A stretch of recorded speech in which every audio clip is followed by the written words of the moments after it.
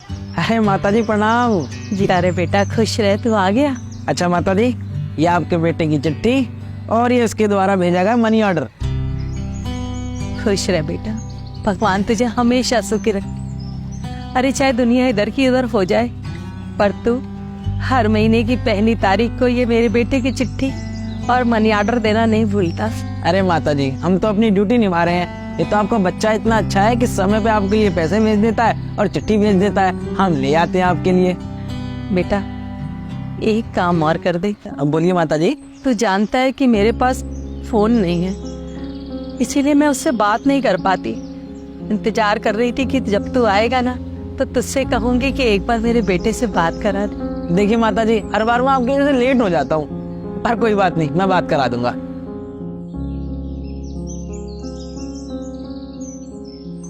Hello, हाँ प्रणाम भैया, लीजिए अपनी माता जी से बात कीजिए। हेलो। हाँ माँ, कैसी हो आप?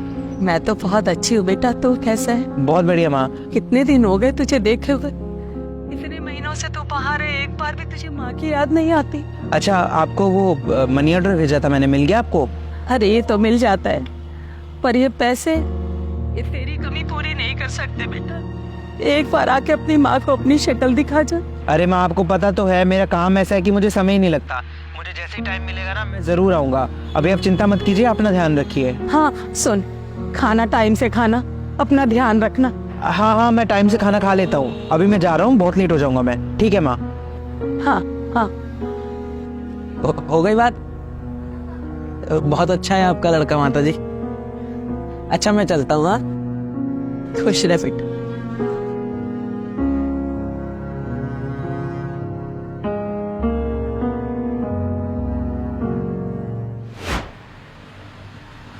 नीरज भाई, क्यों करते हो यार ऐसा?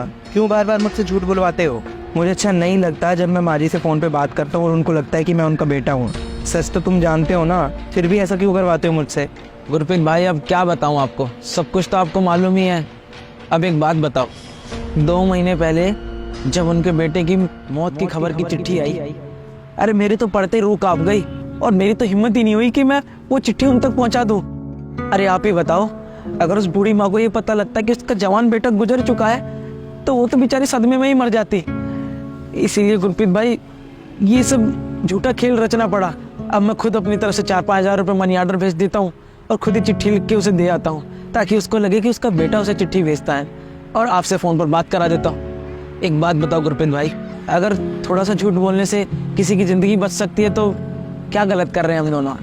पर नीरज भाई, तुम ये क्यों भूल जाते हो कि तुम्हारी भी एक छोटी सी बेटी है जिसका तुमको ऑपरेशन करवाना है। अगर तुम अपने सारे पैसे उस अम्मा को देते रहोगे हर महीने, तो अपनी बेटी का ऑपरेशन कैसे करवाओगे?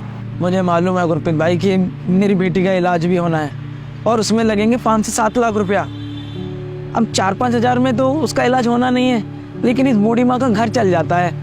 इसीलिए मैं अपनी जेब से 4-5 हज़ार रुपये से दे देता हूँ। और रही बात मेरी बेटी के इलाज की, तो परमात्मा सबका है, कोई ना कोई रास्ता दे ही देगा। मेरे माँ बाप ने एक बात सिखाई थी कि अगर हम किसी का भला करते हैं ना तो परमात्मा हमारा भला करता है। सब ऊपर वाले के हवाले है गुरप्रीत भाई, बस आप यूं ही साथ निभाए रखना, और जब भी मैं फ़ोन करूं उस माता से बात कर लेना। आप चिंता मत कीजिए, आप जब तक कहोगे मैं तब तक आपका साथ दूंगा। धन्यवाद गुरप्रीत भाई, बाकी सब भगवान भला करे।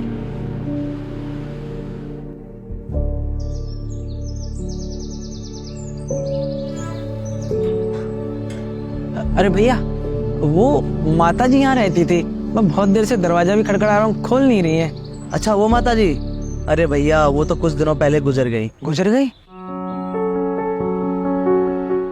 अच्छा, आप नीरज डाकिया हो क्या? हाँ, मेरा नाम ही नीरज है। आपके लिए ना एक चिट्ठी भी देकर गई है वो। मेरे लिए चिट्ठी?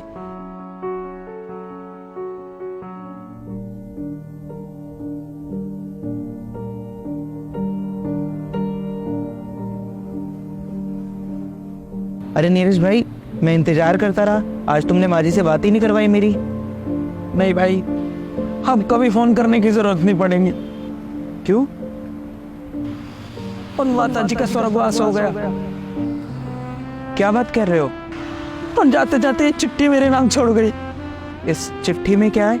इसमें लिखा है कि उन्हें पहले से ही पता था कि उनके बेटे का 6 महीने पहले ही देहांत हो गया है।